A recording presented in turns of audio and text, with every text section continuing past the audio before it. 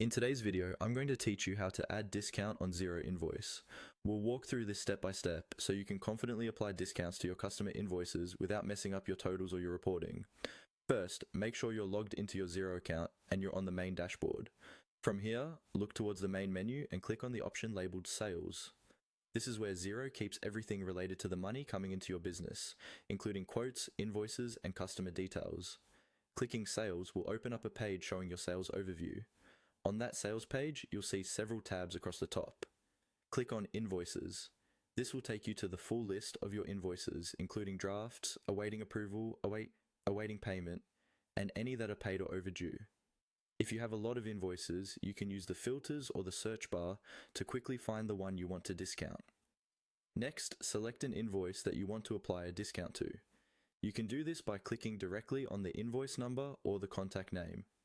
This opens the detailed view of that specific invoice, where you can see the customer, dates, line items, and totals. Once the invoice is open, look towards the upper right-hand corner of the screen. You'll see an icon with 3 dots, sometimes called the More Options menu. Click on those 3 dots. This menu gives you additional actions you can take on the invoice, such as editing, copying, or voiding it. From that drop-down menu, choose Edit.